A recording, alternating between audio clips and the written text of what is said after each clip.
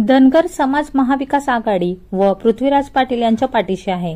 धनगर समाजाला मला हे सांगायचे आहे, गेल्या 10 वर्षांमध्ये भाजपच्या सरकारने सबका साथ सबका विकास या नावाखाली जाती जातीमध्ये भांडणे लावण्याचे काम केले आहे। ज्या विकासात भाजप बोलत होते त्यामध्ये महाराष्ट्रामध्ये व सांगलीत भाजपकडून कोणत्याही प्रकारचा विकास झालेला नाही। यामुळे येथील भाजपच्या आमदारांना जनतेने नाकारले आहे। जनतेचा आपला माणूस पृथ्वीराज बाबा पाटील यांच्या मागे जनता आहे। 2014 साली भाजपाने पहिल्या कॅबिनेटमध्ये धनगर समाजाला आरक्षण देण्याची घोषणा केली, परंतु धनगर समाजाला आरक्षण व इतर सर्व प्रश्न भाजपाला सोडवले नाही। यामुळे धनगर समाजाच्या वतीने विकास महाआघाडी आणि उमेदवार पृथ्वीराज पाटील यांच्या पाठीशी धनगर समाज असल्याचे मत श्रीमंत भूषणसिंहराजे होळकर यांनी बोलताना व्यक्त केले। सांगलीतील संजयनगर येथील यश मंगल कार्यालय येथे विकास महाआघाडीचे काँग्रेसचे उमेदवार पृथ्वीराज पाटील यांच्या प्रचारार्थ श्रीमंत भूषणसिंहराजे होळकर बोलत होते।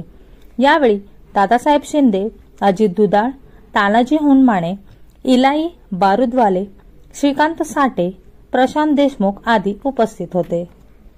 आज सांगलीमध्ये काँग्रेस आणि महाविकास आघाडीचे अधिकृत उमेदवार पृथ्वीराज बाबा पाटील यांच्या प्रचारासाठी आज आम्ही इथं आलेलो होतो। मला आपल्या माध्यमातून धनगर समाजाला विशेष करून हेच सांगायचं आहे की मागच्या 10 वर्षामध्ये या भाजपच्या सरकारने सबका साथ सबका विकास म्हणत नुसतं सगळ्या जातींमध्ये भांडणं लावण्याचं काम केलेलं आहे। ज्या विकासावर हे बोलत होते तो कोणत्याही प्रकारचा विकास महाराष्ट्रामध्ये आणि सांगलीमध्ये झालेला नाही। त्यामुळं अकार्यशील ज्याचं कुठलंही काम मागच्या 10 वर्षात झालेलं नाही त्या आमदाराला या जनतेने स्पष्टपणे नाकारलेलं आहे आणि या जनतेच्या भावना सांगलीचा आपला माणूस असणाऱ्या पृथ्वीराज बाबा यांच्या पाठीशी आहे। धनगर समाजाने 2014 मध्ये भाजपावर एक विश्वास ठेवला होता की ते आम्हाला पहिल्या कॅबिनेटमध्ये आरक्षण देतील, पण पहिली कॅबिनेट जाऊ द्या, अनेक कॅबिनेट 10 वर्षामध्ये झाल्या, धनगर समाजाचा प्रश्न सुटलेला नाही।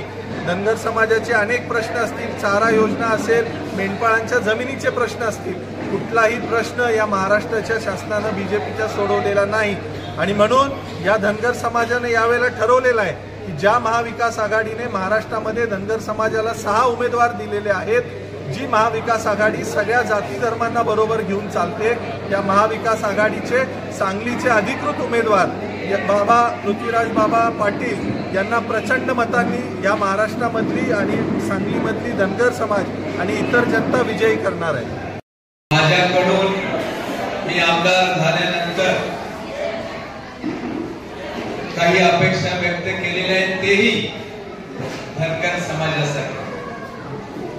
त्यामुळं ह्याच संजय नगर मधील जिथं अहिल्यादेवी होळकर चौक आहे त्या ठिकाणी अपुरं राहिलेलं सुशोभीकरण आणि पुतळा हा मी प्रथम प्राधान्याने आमदार झाल्यानंतर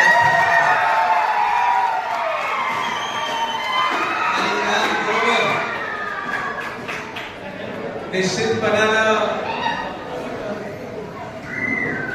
विधिमंडळामध्ये धनगर समाजाचा जो आरक्षणाचा प्रश्न बरेच वर्ष प्रलंबित आहे, ते आरक्षण धनगर समाजाला मिळावं म्हणून विधानसभेमध्ये